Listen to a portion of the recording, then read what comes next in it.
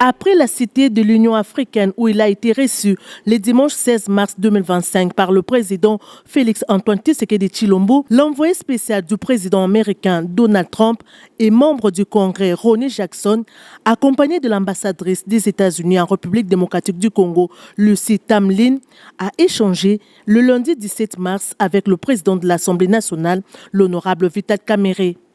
Au centre de leurs échanges, la crise sécuritaire et humanitaire qui prévaut dans l'est de la RDC suite à l'incursion de l'armée rwandaise sur les territoires congolais en appui aux rebelles du M23, occasionnant un désastre humanitaire sans précédent dans les deux provinces du Nord Kivu et Sud Kivu. En tant que membre du Congrès américain, il était question pour Ronny Jackson de venir témoigner auprès du président de l'Assemblée nationale congolaise du soutien total des États-Unis à la République démocratique du Congo concernant son droit légitime du respect de son intégrité territoriale. L'envoyé de Donald Trump a affirmé que la nouvelle administration américaine aspire œuvrer pour le retour de la paix dans la sous-région des Grands Lacs, spécialement en RDC, afin de permettre aux entreprises américaines de saisir les opportunités d'affaires qu'offrent les pays de Lumumba dans différents secteurs. Concernant les discussions qui s'ouvrent le mardi 18 mars à Luanda, sous les auspices du président angolais Joao Lourenço, ces membres du Congrès américain a rajouté que l'administration Trump est favorable à toute voie visant à terminer ces conflits d'une manière diplomatique, à l'instar de la démarche qui s'annonce à Luanda. So I had the honor of meeting with the speaker just now and talking about some potential solutions. Met with the president. Yes. Nous voulons que la paix puisse être rétablie ici en RDC et nous en tant qu'États-Unis d'Amérique, en tout cas déjà du point de vue du Congrès dont je suis membre, nous voulons travailler pour que la sécurité et la paix puissent être restaurées. Nous soutenons les différents processus qui peuvent permettre de mettre fin à la guerre, de mettre fin aux tueries, de mettre fin au bain de sang.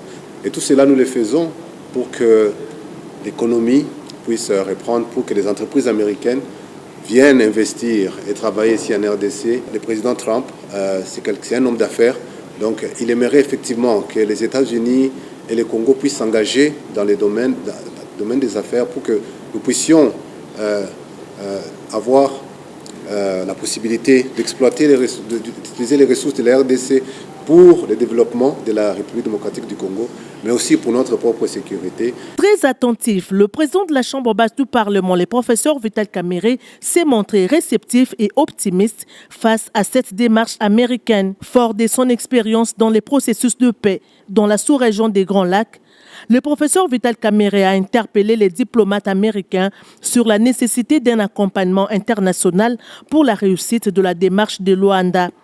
Le professeur Vital Kamerhe a notamment insisté sur la cohésion nationale, un point essentiel pour prévenir de nouveaux conflits et consolider les avancées obtenues. Le président Vital Kamerhe a salué les soutiens reçus de plusieurs pays et organisations internationales, spécialement des États-Unis, qu'il a invités à accompagner ces processus. Le speaker de la Chambre basse du Parlement a rappelé qu'en ces moments, la République démocratique du Congo a besoin du soutien de tout le monde pour retrouver définitivement la paix durable dans les pays.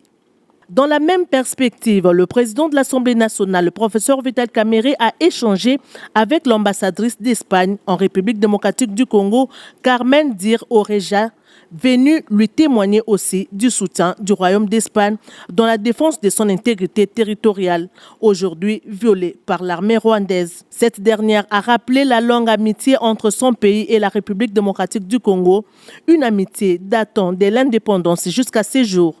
L'ambassadrice d'Espagne en RDC a précisé que son pays va poursuivre avec son soutien à la République démocratique du Congo au niveau international et local. On a parlé de la longue amitié entre l'Espagne et la RDC. J'ai profité de l'occasion pour réitérer l'engagement de l'Espagne avec la souveraineté et l'intégrité territoriale de la RDC. Je lui ai exprimé aussi la solidarité du gouvernement et du peuple espagnol avec ce qui se passe à l'Est. Et en tant que pays ami, on a vu comment l'Espagne peut contribuer à la pacification du pays et à la prospérité des Congolais. Ces échanges s'inscrivent dans le cadre du front diplomatique ouvert par la Chambre basse du Parlement pour soutenir les efforts du gouvernement sur les plans diplomatiques et politiques.